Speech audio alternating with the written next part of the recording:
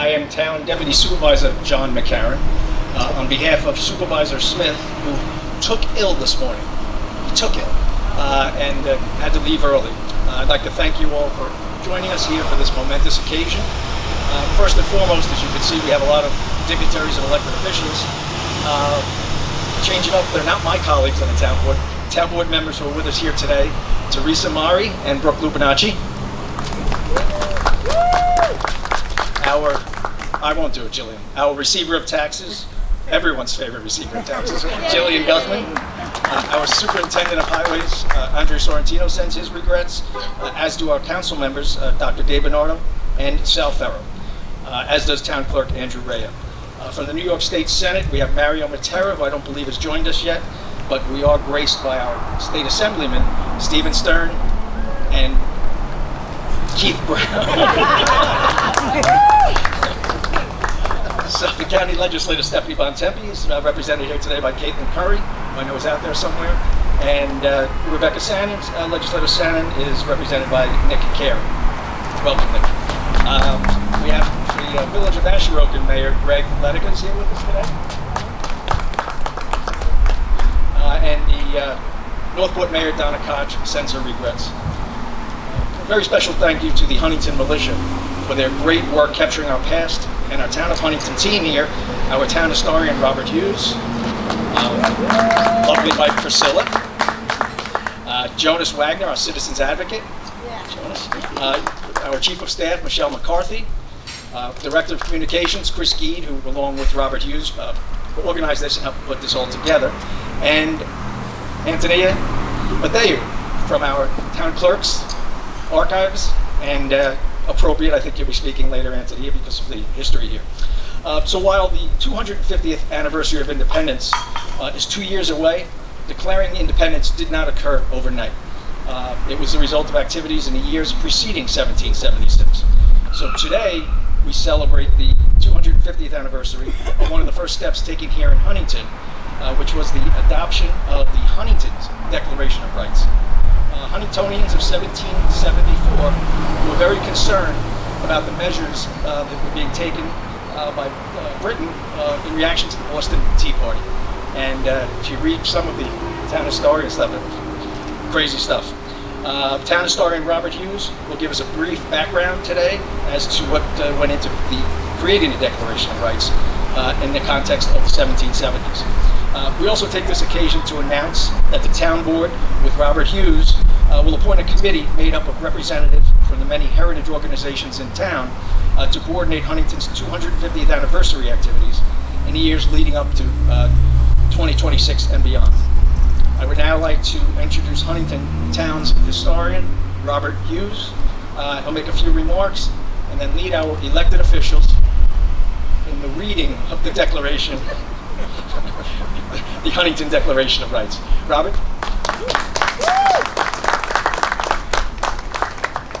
Good afternoon. I was not able to get a weather report from 1774, but I'm imagining it was not quite this hot 250 years ago. But the people were a little hot about what was going on in Boston. During the colonial period, Americans loved tea and hated taxes. And it came to a collision after the Boston Tea Party. The English decided to rejigger the way they imposed taxes on tea, which actually made taxed tea a little less expensive than smuggled tea. But it was the principle of paying taxes imported and imposed by an organization in which the colonists had no representation. So they did not like taxation with representation. And that was a position that the people in the town of Huntington had taken since as early as 1670, 1690. They were just very adamant that that was where they were going to go. So you have this clash between the love of tea and the hate of taxation, and what's going to win out, love or hate? And in this case, hating taxes was more important than the tea that they loved. So a lot of communities throughout New England and Long Island, after the British closed down the port of Boston and imposed what they called the Coercive Acts, a lot of these towns adopted resolutions saying we support the people in Boston and we support non-importation of British goods going forward. Huntington's Declaration, which was not the first on Long Island, East Hampton and South Haven, which is the southern part of Brookhaven, were a little before Huntington by a week or two. But Huntington's, I think, was the best reasoned, laid out all the steps of why the tax was wrong, and we're going to hear from the elected officials reading each of those steps as we hear. It was so good, in fact, that people in Smithtown adopted the exact same Declaration of Rights a month later. So this was Huntington saying that the people in Boston are suffering for the cause of British America, and it was probably the last time that New Yorkers rooted for Boston. And tried to do something about Boston. Very good. Antonia will now give us a little bit of background on what it means to have this document that has been preserved in the Joanne Rea Town Clerk's archives for all these years. So, Antonia? Before I get in trouble, I forgot to announce former town clerk Joanne Rea. Antonia? Thank you, and good afternoon. Please allow me to extend the regrets of Town Clerk Andrew Rea for not being here today. He has a previous engagement that he could not cancel, and we are honored to have Mama Rea here, and she's sitting right next to copies of the Declaration of Rights of the Town of Huntington. And I wish to thank our town historian, Robert Hughes, for giving me the opportunity to be here today and explain a few facts about the Declaration of Rights of the Town of Huntington and other manuscripts owned by our town. Documents of this sort are usually housed in a museum or a historical society in the best case scenario. In the worst case scenario, in a dusty closet somewhere. But this is not the case, our case anyway. The Declaration of Rights, along with the many priceless documents the town possesses, are housed in the Joanne Rea archives located in the Huntington Town Hall, in the basement of Huntington Town Hall. The archives was established in 1993 thanks to state grant funding that town clerk Joanne Rea received at the time. The mission of the repository is to preserve our historic documents for future generations. In doing so, the archives reflects the vision of our town officials to better serve the community's ever-growing need of enhancing education techniques by using primary sources. The Joanne Rea Archives is a state-of-the-art repository. Preserved in it are 2,250 linear feet of permanent records pertaining to the origination and functions of our town government. The oldest document we have in our collection dates back to 1653, which is the founding date of the town. Our manuscripts receive special attention as most of them are very fragile. The Declaration of Rights is typed on modern paper, and the script does not resemble old-fashioned writing, indicating that what we have is not the original copy. There is a watermark on the top left corner that spells Hamilton. The markings 323A and 323B on the bottom of the pages are numbers given by the historian at the time for printing purposes. I have never found any notes indicating what happened to the original copy of the Declaration of Rights. Nonetheless, this document is just as important and has received the same preservation treatment as the rest of our manuscripts. Every year, our town officials generously allocate funding towards document restoration as needed. You're welcome to visit the archives and view the Declaration of Rights along with other documents that we have in our collection. Thank you for your attention.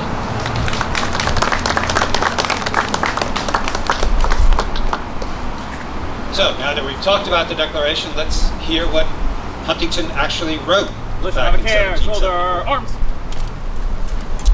We will start with Steve Stern. Good afternoon. First, that every freeman's property is absolutely his own, and no man has a right to take it from him without the consent expressed by himself or his representatives.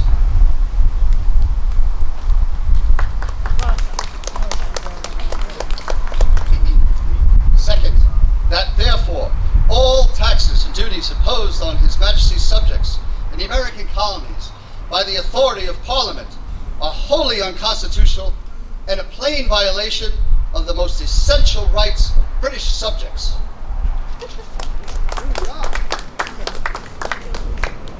Councilwoman Teresa Maurer. That the Act of Parliament lately passed for shutting up the Port of Boston or any other means or device under color of law to compel them or any other of His Majesty's American subjects to submit to parliamentary taxation are subversive of their just and constitutional liberty. Receiver of taxes, Jillian Guthrie.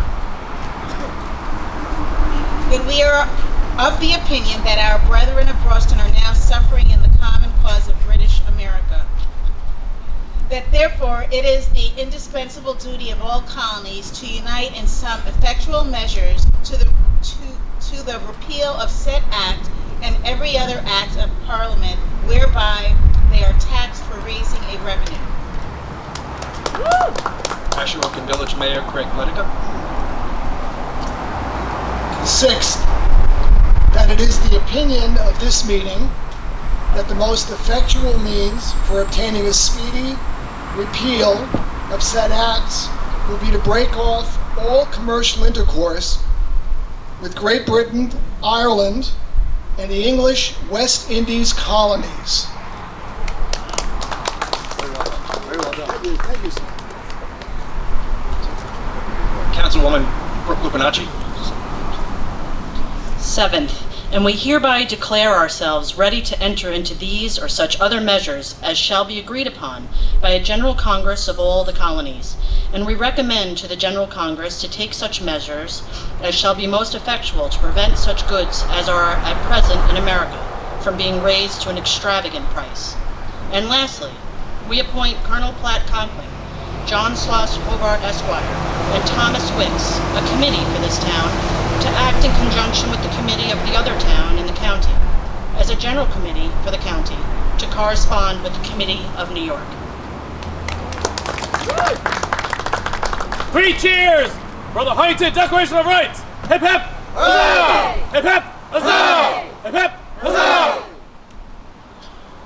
Let me also acknowledge Stephanie Gotard from the Huntington Historical Society. Let's This is unfix history. your bayonets. That concludes our program. That doesn't conclude our program. Stand clear.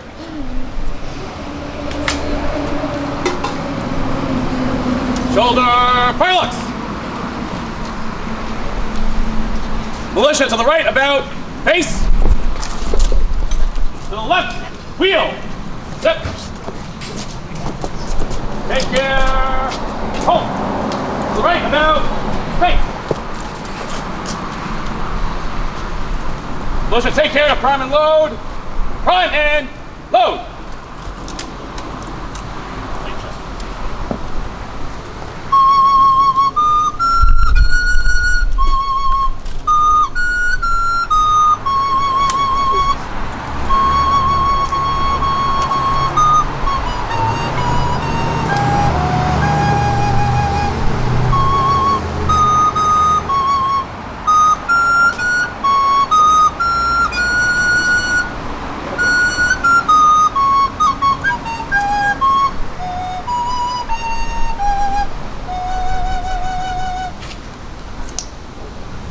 Militia, make, ready? Freeze it, to left oblique, elevate, fire! Prime and load.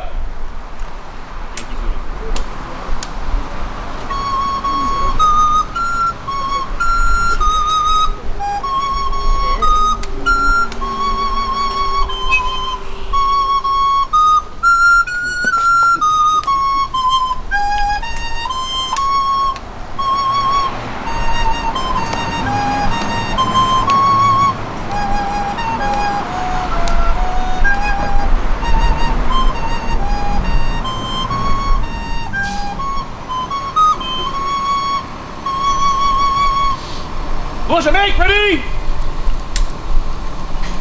Freeze it, to the left oblique, elevate, fire! Prime and load. That's it.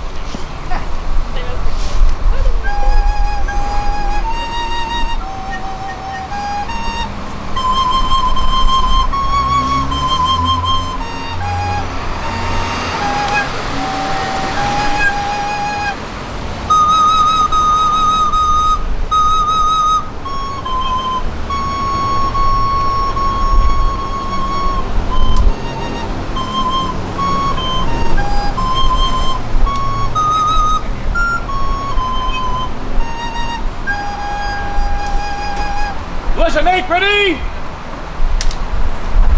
Freeze head! The left oblique! Elevate! Fire!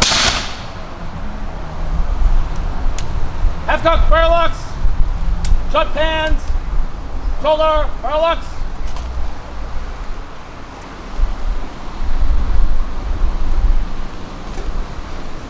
To the right wheel, march! Halt!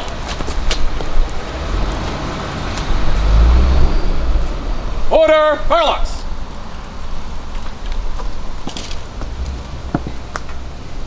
Take your ease.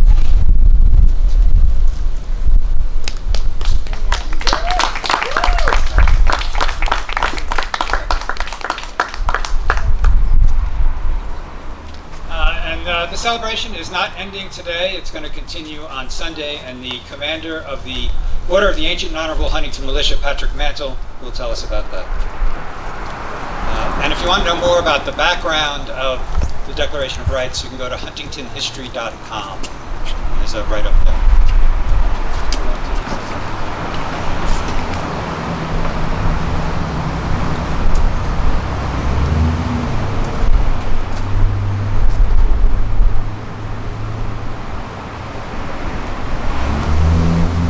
My name is Patrick Mantle, commander of the Order of the Ancient and Honorable Huntington Militia. Thank you so much for coming out today to witness and to participate in this commemoration of the 250th anniversary of the Huntington Declaration of Rights.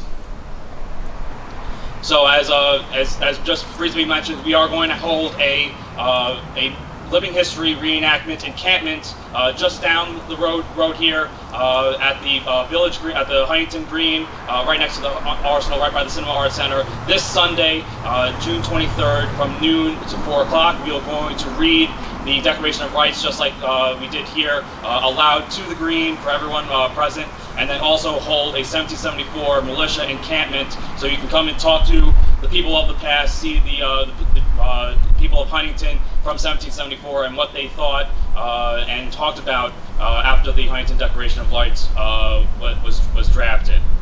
I also have one last thing to show you all. Now, what you have here, this over here to my left is the current town flag of the town of Huntington, called the Huntington Liberty Flag, which was created shortly after the Declaration of Independence. This was the town flag in 1774, after the Declaration of Rights was drafted.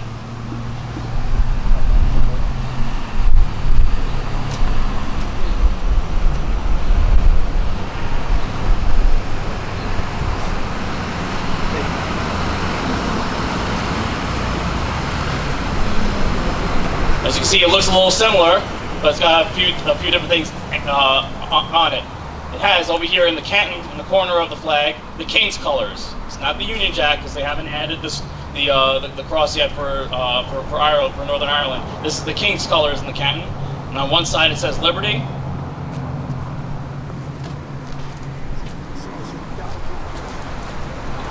On the other side it says George III, the King of England, the King of Great Britain. Because it was thought at this time that the only way to preserve liberty was with a king. Because all the qualms that the Americans had were against Parliament at this time in 1774, not against the king. Eventually those sentiments will change, especially after the battles of Lexington and Concord, and then the king will then declare the colonies in open rebellion. Then a lot of the shifts then becomes towards the king, especially after Thomas Paine writes the very famous periodical called Common Sense. And then also, then when you look in the Declaration of Independence, everything is geared towards the king. There is not one mention of the World Parliament in the Declaration of Independence. You see how quickly things changed. So at this time in 1774, we are still all loyal British subjects. So I will have my militia 3 cheers for King George III. God save the king! God save the king! God save the king! But that will soon change when the Declaration of Independence reaches Huntington. What they are going to do is, when they're going to read the the Declaration of Independence allowed on the village, on the town green, hearing those words from Congress, they're going to rip King George's name from the flag, rip the king's colors from the canton, creating the Huntington Liberty flag. And that was called Huntington Independence Day, and we reenact that too every year. And that's going to be on July 21st of this year. So come in, and I'll also be on the green as well, and at the Arsenal. Thank you very much, so much for attending today. And if you want to be involved in this, you want to become a reenactor or living historian with us, we are 100% a volunteer organization, and we're always looking for new members. So come and join us and take part of living history and be actively participating in these 250th anniversary events that we'll be holding starting today. Thank you so much.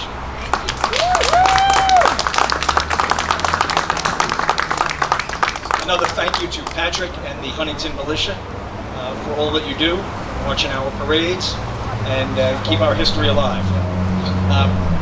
This was the old town hall, but now it's the Hampton Inn Suites, and I'd like to thank them for hosting us.